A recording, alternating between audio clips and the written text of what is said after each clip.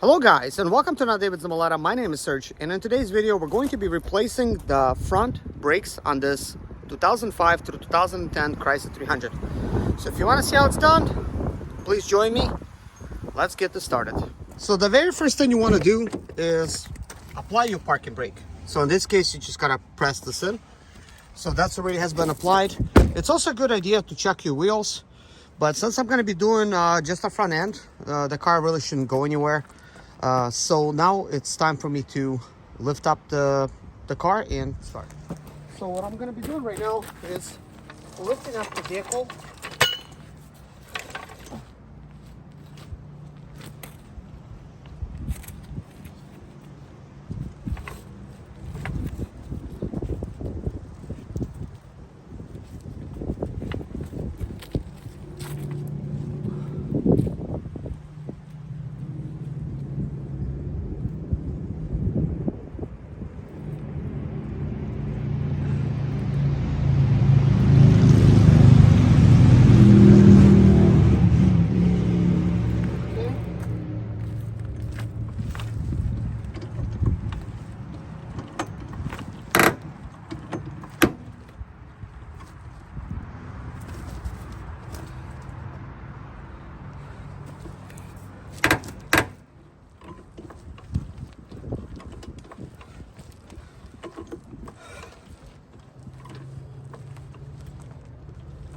Okay, so that's high enough.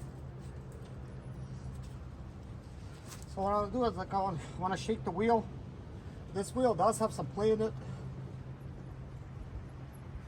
So it appears to me that the bearing is not good, but both sides have the same play.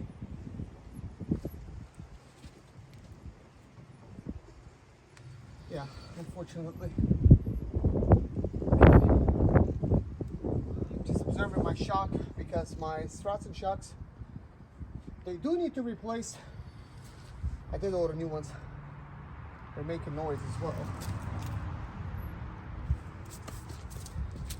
But anyways, let's go ahead and get the wheel off. All right, so to remove the wheel, you just gotta push this out. Takes a 21-inch socket.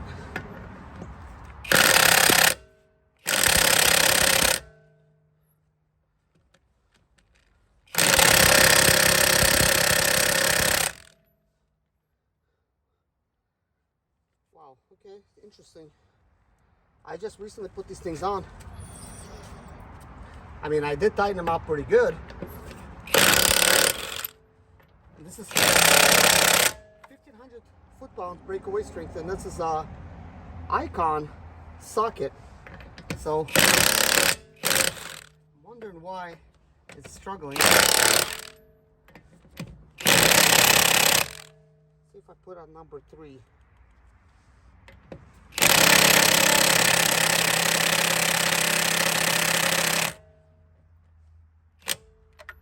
I'm going to try to use a different socket. I wasn't going to turn this into an unboxing video. However, this is a Hercules Ultra Torque, which is a 1,500 foot-pound breakaway. And I was wondering if I made a mistake at buying this Earthquake one, which is actually a 3/4. This is a 3/4 size. This is why I bought it, 3/4 cordless, because you really don't see a 3/4 head that often. And I bought it even though I know that one's stronger. This is 1,400 foot-pounds breakaway. So I'm wondering, that's a full charge battery. Is that really at 1,500 foot-pounds? Because I'm using that particular socket, which is an Icon socket. It's supposed to be a good socket. It's not removing those 2 bolts. This tool did actually tighten it up. So I'm kind of wondering, what if I don't do nothing? I don't change a single thing. And I try to basically try removing it with this. Let's see if it even does it. Because if it does, like great, this could be like my other go-to type of tool.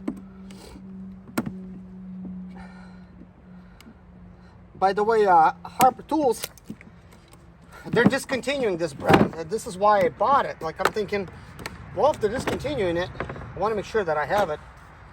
Let's see. It says fully charged. Let's just go ahead and install it. Install a converter on it. And I'm just going to take the same socket. Let's just see what this does. If it removes it, like I'm going to say, wow. So same thing.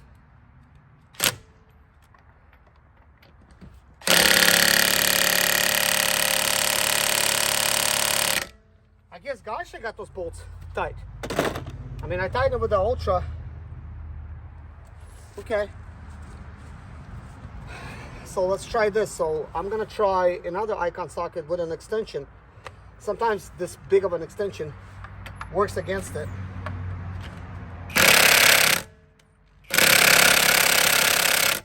Okay. Let's try without the extension.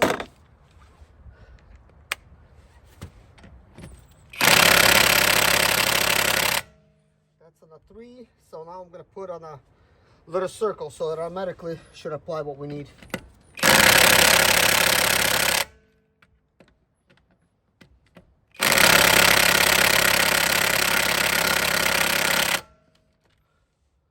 Wow. And that's fully charged.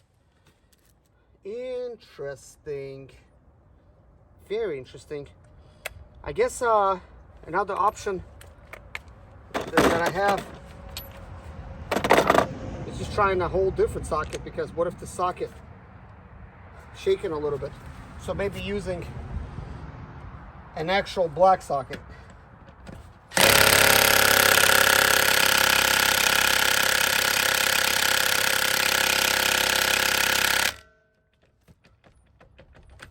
Oh shit. I jammed my finger from the bottom. That hurts. Okay. Yeah, not a pleasant feeling. The fact that I'm using, you know, like a conversion right there, when I plug it in, there's slightly some play here, which will not help the tool any. It's really best to use a 3/4 with the exact socket for it. I just don't have any of those sockets just yet.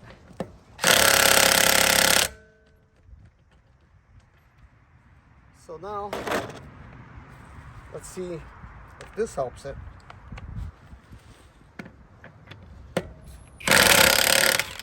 Okay, so that actually worked a lot better, obviously.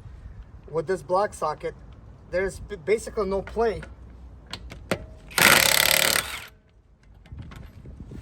So it looks like invest in good sockets, not just a good tool, because when there's play over here, like this here, I don't feel any play. So when I install this one,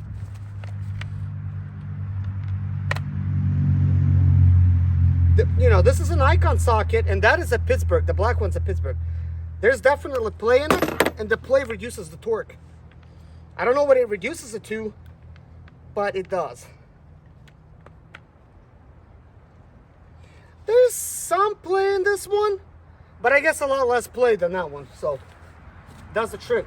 I mean, I really like this one because it's got an automatic mode, which means once it tightens, it automatically stops. Same thing here. I'm gonna do this on full blast, trying to remove the socket, but that's all it does. You can see how nice and slowly it's acting.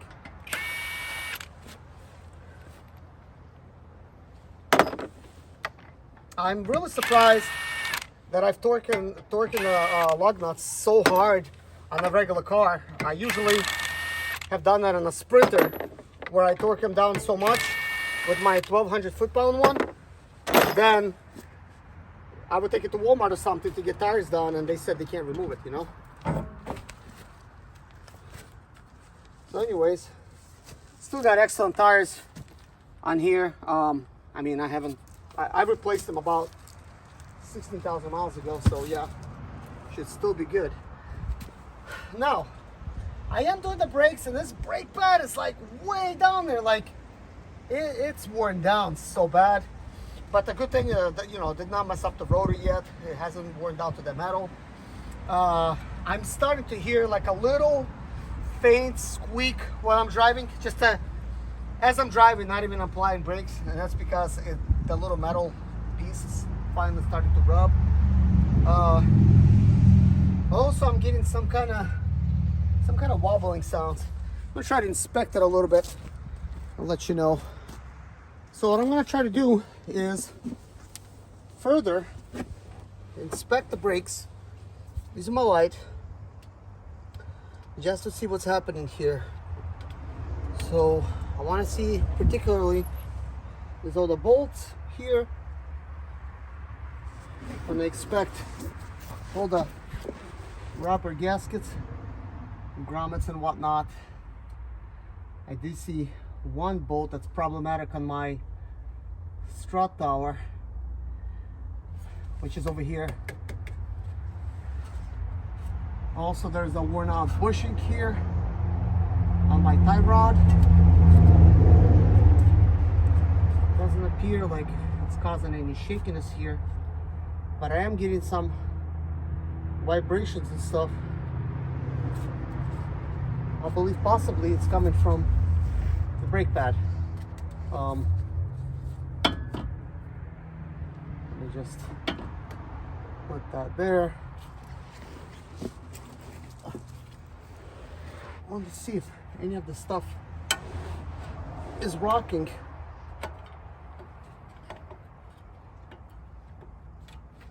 No.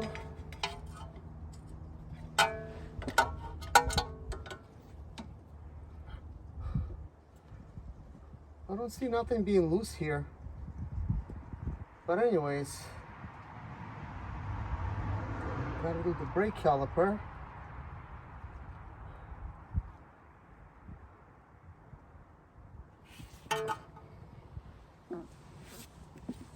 Okay, so we're going to go ahead and do that. Okay, all right, guys. Let's get the show on the road.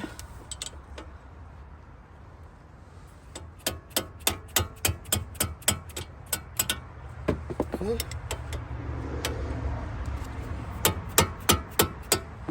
All right.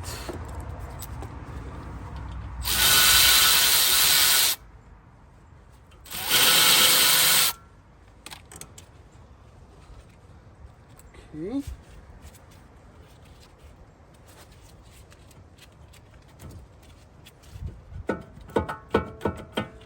All right. The very first thing I want to do is squeeze this whole thing together.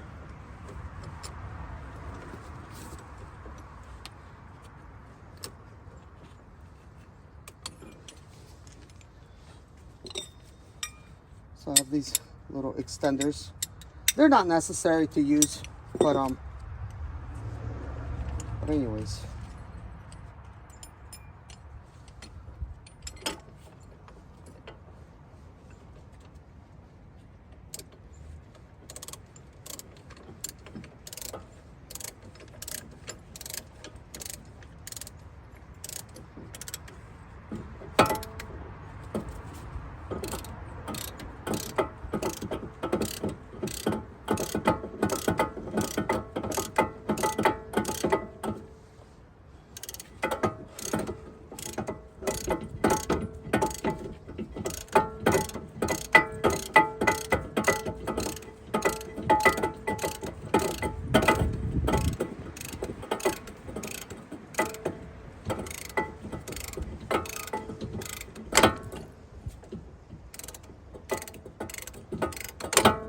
Okay, so it looks like we have reached the end of the road here. Okay. Let's put that back. Okie doke. Hopefully that's far enough. I could press it in even more. Let's just put it right there. Make sure it doesn't slide off. Let's go ahead and remove the actual calipers.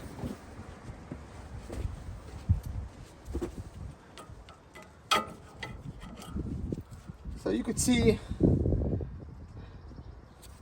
started rubbing right there, but hasn't really impacted anything, just rubbing a little bit. But that definitely is a goner. That one has a little bit more life, but also is at the edge.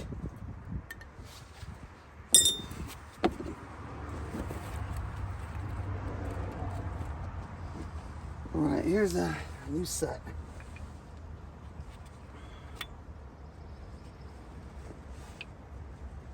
I mean, let's see, I wanted to compare just to see if it actually rubbed.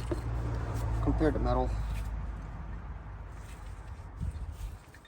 Compare the metal. No, it's the same. It's the same length. It's probably just was barely touching. You could see the differences there. Not a huge amount. But I was hearing a slight whistle.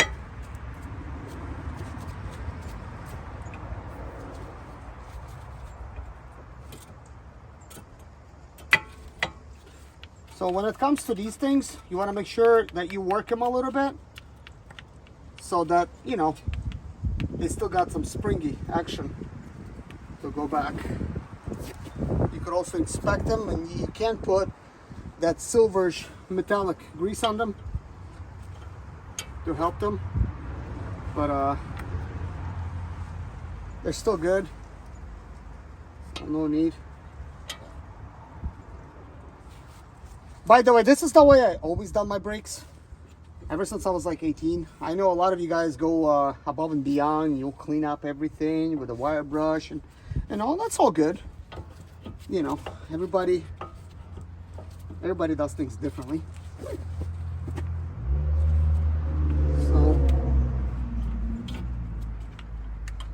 So as you installing these, you want to make sure that you are compressing that little thing right there. So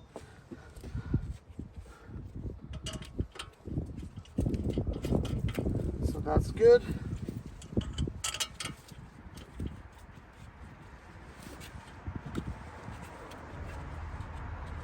And that's good.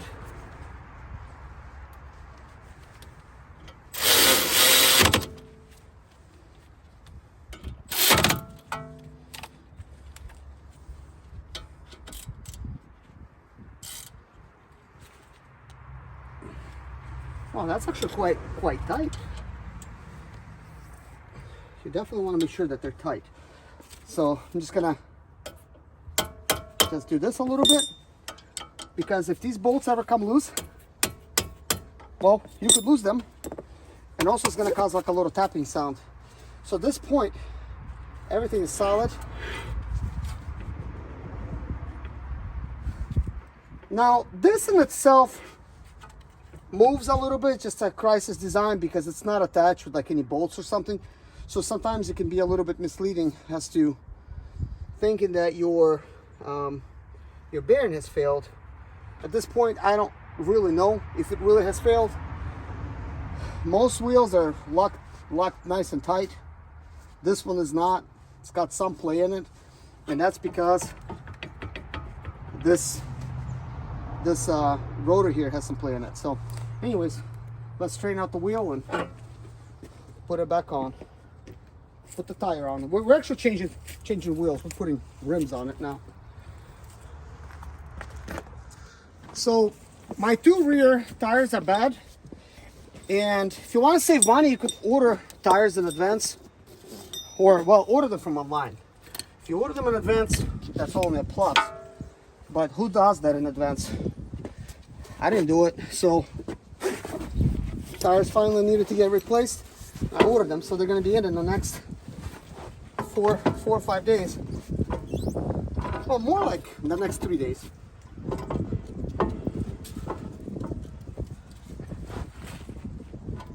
I do hope that I could actually install these without them wobbling.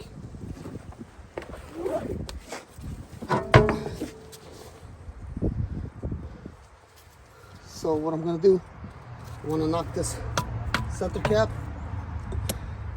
I want to see what's happening here. If it's actually installing all the way.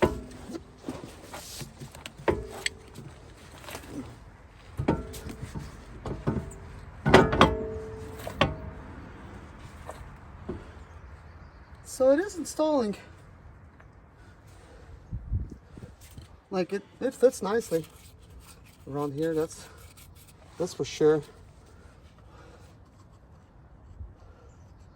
There's all this dirt here, so I'll probably remove all center caps and take it to a car wash. Delante. So yeah, these are what looks to me like no brand tires, 225 by 35 ZR19s. Okay, so these are rotational, so this is actually correct rotation, so it's going that way. Something to, I guess, keep in mind. Okay, tubeless. Where's the PSI? Oh, right here. I missed it. 49 PSI max. So I'd say if we put about 35 in here, that should do the trick. I mean, they're pumped up right now. I've recently pumped them up. But these are a little bit dry rotted and stuff. They're not excellent by any means. So anyways, we have these lug nuts here.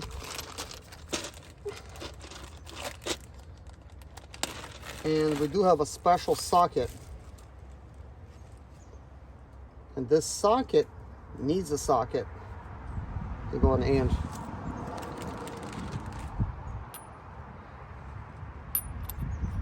So it looks like it can go like every which way. So first, you want to install them by hand anyways.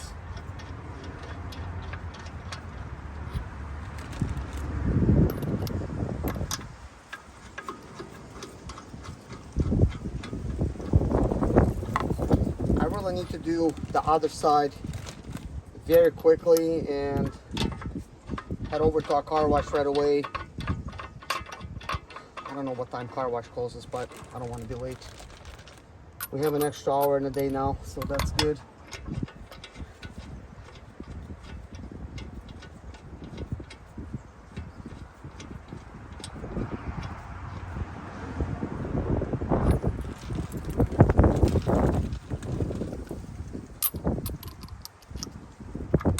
I had to order these sockets for it. Obviously, you can't use the original. The interesting thing is, this is rims from my Mazda RX-8. If you watched my videos before, you've probably seen it parked in the back. So now, I'm gonna have to get a socket to match. I mean, I do have a 21 here. Oh dang, it is a 21. So okay.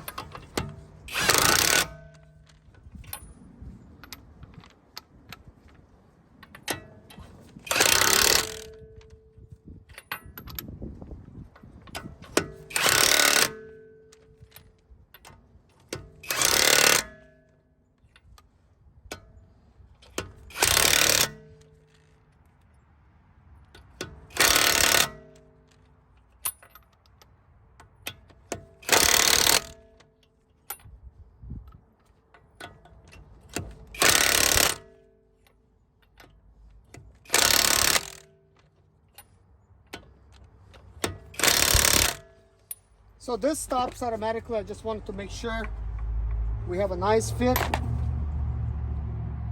There is play, but the play that I'm seeing, it's in the rotor itself. And that's exactly the play I was seeing previously.